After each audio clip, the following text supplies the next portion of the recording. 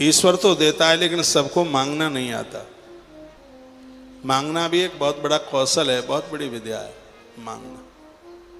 एक दृष्टांत मैं आपको सुना रहा हूं, ऐसा तो है नहीं किसी पुराण में ये बात लिखी हो, सुना है, मैं आपको सुनाई देता हूं। यदि किसी ग्रंथ में लिखी होती तो वहां का अध्याय पेज सब कुछ बता देता। एक बार शंकर और भवानी दोनों निकलते हुए गए तो देखा रास्ते में 3 गरीब बैठे थे, परेशान थे, खाने को रोटियां भी नहीं थी, हाय भूख से मरे, वो चिल्ला रहे थे। तो पार्वती माँ ने कहा कि तुम सबको देते हो, इन गरीबों को भी दे दो। बोले बाबा ने कहा मैं सबको देता हूं लेकिन इनको मांगना ही नहीं आता। मैया ने कहा मेरे आगे दो ना, मांगना क्यों नहीं आएगा, आप दो मेरे सामने। तो भोलेनाथ तीनों के पास पहुंच गए, पत्नी, पति और उनका एक बेटा, तीनों बैठे थे। तो भोले बाबा ने कहा मैं तुम्हें कुछ देने के लिए आया हूं, मांगो क्या चाहिए। तो पति ने कहा मेरी घरवाली से पूछ लो। घरवाली ने कहा नहीं, पहले बेटा मांगेगा। बेटे ने कहा मम्मी पापा पहले मांगेंगे। तो आखिर में घरवाली का नंबर आया मांगने का मांग क्या चाहिए। तो उसने मांगा कि दुनिया में मुझसे सुंदर कोई दूसरी स्त्री ना हो, हमें ये मांगे दे दो। भोलेनाथ ने कहा दे दिया। इतने में एक राजा घोड़े पर बैठ करके निकला, उसने इतनी सुंदर स्त्री पहली बार देखी, उसको उठाया, घोड़े पर बिठाया, लेके चला गया। उसका आदमी देखता ही रह गया, कहा कुरूप थी तब तक मेरे साथ और सुंदर हुई तो राजा के संग चली गई। पहले ही चिल्ला धरा बाबा मुझे भी वरदान चाहिए। शंकर जी ने कहा दूंगा ना, मांगे ना।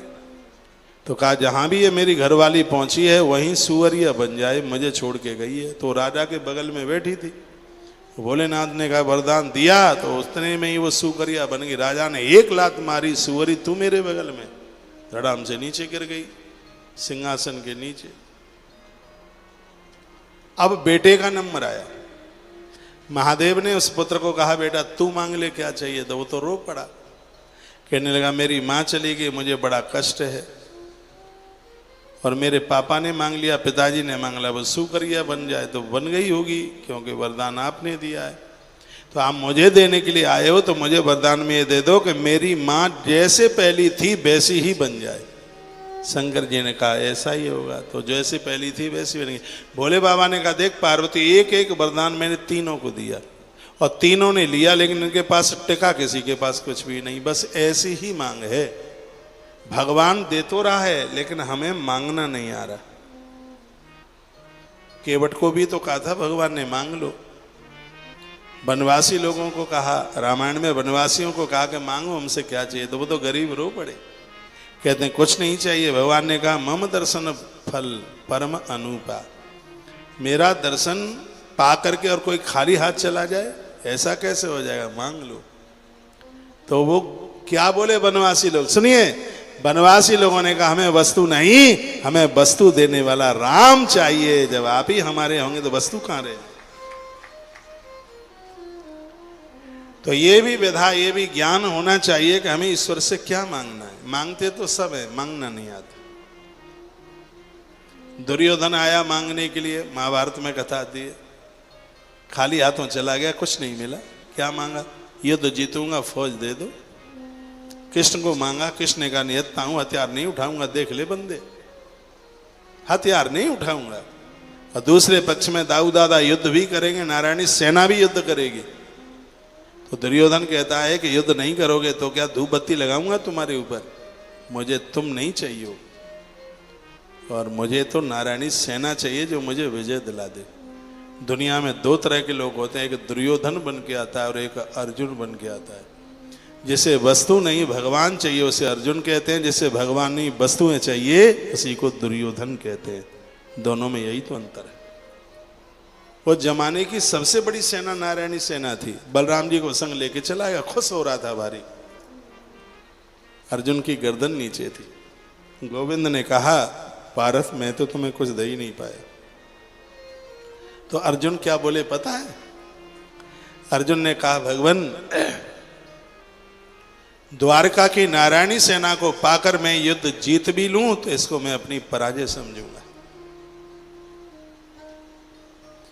और द्वारका के नारायण को पाकर के मैं युद्ध हार भी जाऊं तो उसको मैं अपनी विजय समझूंगा। मुझे द्वारका की नारायणी सेना नहीं चाहिए, मुझे द्वारका का नारायण चाहिए। बस मेरी रथ की बागडोर संभाल लेना, मेरे रथ में बैठ जाना। क्योंकि सच्चा सिद्धांत है, जिसके जिंदगी के रथ में गिरधर बैठेगा यानी भगवान बैठेगा, उसको दुनिया का दुर्योधन कहां पराजित कर देगा। हम लोग दुखी इसलिए हैं, परेशान इसलिए हैं क्योंकि हम दुर्योधन बन रहे। दुर्योधन तो इतना बेईमान है, 5 गांव नहीं दे सकता। दुर्योधन तो 5 गांव छोड़िए, सुई गिरे जिस जगह पर इतनी भूमि नहीं दूंगा। जो जीवन में संतुष्ट नहीं है, अशांत है, वही तो दुर्योधन है। जिनके जीवन में संतोष है वही युधिष्ठिर है।